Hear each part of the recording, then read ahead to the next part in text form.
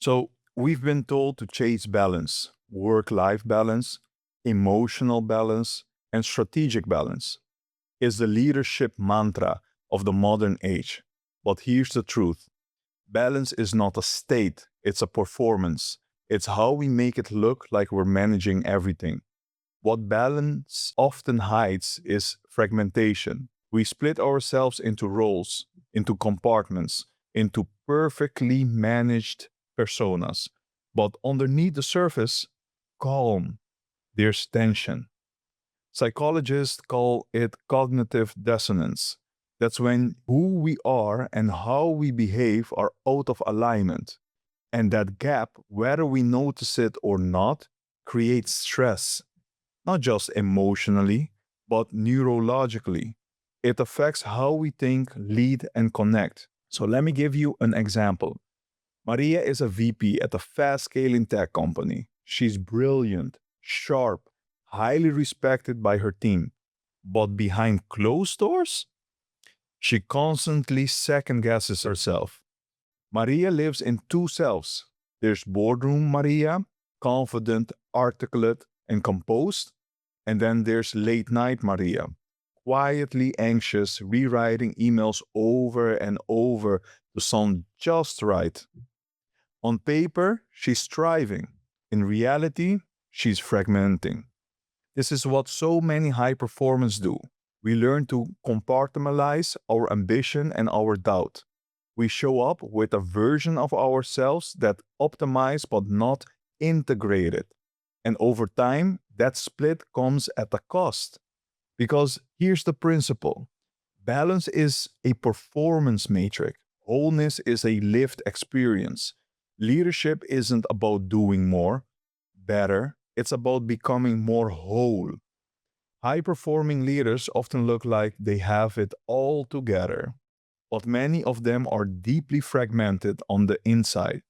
And here's the paradox that fragmentation is often rewarded, and let's go deeper. In schema therapy, psychologist Jeffrey Young explains that many of us carry what he calls early maladaptive schemas. These are patterns we formed to survive. Maybe we learned we had to be perfect to be loved, or that showing emotion made us weak, or that we couldn't rely on anyone but ourselves. Over time, those patterns become traits: perfectionism, hyper-independence, emotional inhibition. And in most organizations, these traits get labeled as strength. They help people rise fast until they start to crack. Here's what research tells us. In 2018, Google ran a project called Project Aristotle. They studied what makes team truly high performing. The top factor, psychological safety, not intelligence, not technical skills or safety. That means teams perform better when people feel safe enough to be real. But many leaders still believe vulnerability will cost them authority. So they armor up and unintentionally create distance. Let's meet James, for example. He's a CFO at a mid-sized financial firm. Stoic, reliable, always calm under pressure.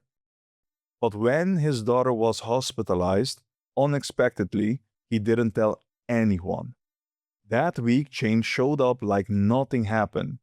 He hit deadlines, gave updates, held meetings, but inside, he was scattered, exhausted, and emotionally unavailable, and his decision making reflected it. This is the truth of fragmentation. What splits us internally will eventually leak externally. It shows up in our judgment, our clarity, our ability to connect. It creates unseen drag on leadership. So let's name this clearly. The behavior that gets us promoted can be the same one that quietly disconnects us. And it disconnects us from ourselves and from our teams. The world claps while we fragment, but inside, something gets lost. And that loss doesn't stay hidden for long, because what's happening in us is shaping everything around you. Wholeness is contagious. So, wholeness isn't just personal, it's really contagious. And neuroscience backs this up. Research on mirror neurons discovered by Rizzolatti and his team show that our brains naturally mirror the emotional state of people around us, especially those in position of authority. So when a leader is anxious, fragmented, or reactive, the energy ripples through the entire system. And when a leader is grounded, coherent, and aligned, that spreads too. Mm. Leadership isn't directional, it's emotional architecture. So let's take a real world example when Satya Nadella took over at Microsoft. The culture was known for competition and perfectionism. But Nadella didn't just change strategy, he changed psychology. He shifted the company mindset from know it all to learn it all, from certainty to curiosity, from fear of failure to psychological safety. And the company culture followed because clarity at the top creates coherence throughout. That's not just theory, it's observable. Let me show you with two contrasting examples. In Company A, the CEO promotes wellness, but he sends 2 a.m. emails, expect weekend replies, and hasn't taken a vacation in years. His team follows his action, not his words, and they burn out. In Company B, the CEO blocks off, no meeting on Fridays. She's vocal about needing time to think, rest, and recalibrate. She models reflection and boundaries, and guess what? Her team feels permission to do the same. Two leaders, two cultures, built not by policy but by presence. This is the ripple effect of integrated leadership. It starts at the center and spreads outward through tone, through modeling, through trust. So if you want to change the culture, don't start with everyone else. Start with your own inner alignment because culture doesn't shift when we demand more. It shifts when we become more. So, how do you lead from that place of wholeness consistently? Not just when things are calm, but when stakes are high, when time is short, when pressure is rising. That's where the four anchors comes in. These are not tips, they are practices rooted in psychology designed for real-world leadership. Let's walk through each one of them. So, anchor 1, we're talking about self-reflection is strategy. Most leaders treat reflection like a luxury, something you do after the fires are out. But that's backward. Reflection is not soft, it's strategic. Nobel laureate Daniel Kahneman describes two systems of thinking. System 1 is fast, reactive, and emotional, and System 2 is slow, deliberate, and reflective. In leadership, both are useful and both are needed. But without regular reflection, we default to reactivity. So when we journal, breathe, check in, we're not being indulgent, we're recalibrating our decision making system. We're slowing the mind enough to actually see. Anchor 2, consistency over performance. We've been taught to impress, but in leadership, consistency beats brilliance. People don't trust perfection, they trust predictability. When your words, energy, and behavior match, people relax. They know what to expect.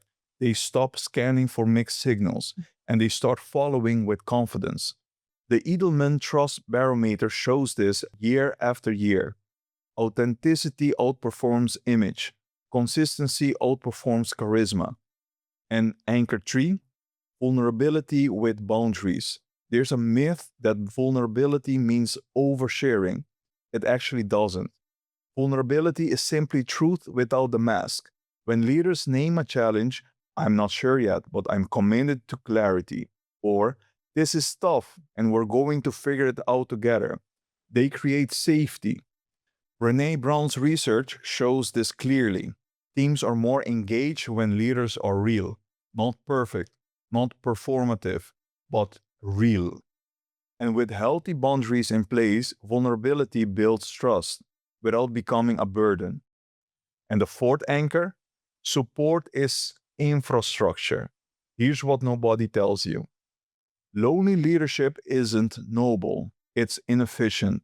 Isolation costs energy and creativity. Perspective. According to Harvard Business Review, 61% of CEOs feel isolated, and they see also drops in performance. That's not because they're weak, it's because they're human. Flourishing leaders don't just build teams, they build support systems, peer networks, coaching, feedback loops, quiet spaces. Support isn't fallback plan, it's part of the architecture itself. These four anchors aren't extra, they are essential. Reflection, consistency, vulnerability, and support. They don't just change how you lead, they change how people experience you. Let's bring it home. You weren't promoted to become a machine. You were called to lead as a person, not because you had all the answers, but because you had the capacity to grow into them. And here's the invitation to move from performance to presence, to stop fragmenting for the sake of others and start leading from the integrated center of who you are. Let me offer you a simple but powerful reflection. You can even do it right now. So, start with asking yourself, what part of me shows up most in my leadership? Then ask, what part of me is missing? Feel what comes up. Pause for a moment. Let all the emotions come up and your thoughts. Because sometimes the strongest move a leader can make is to reclaim the parts they have exiled. Now ask, what would it look like to invite that part back into the room today? Not next quarter, not after the next crisis, but simply today. Because leadership from wholeness doesn't require perfection, it requires presence. And presence is a practice. This is what Flourish is about. It's not another layer on your to do list, it's a return to the center. So every strategy, every decision, every relationship comes from a place that's real, grounded, and whole. Let me leave you with this. The world doesn't need another high performing leader who's quietly exhausted. It needs one who is whole. And when the center holds, everything built around it becomes stronger.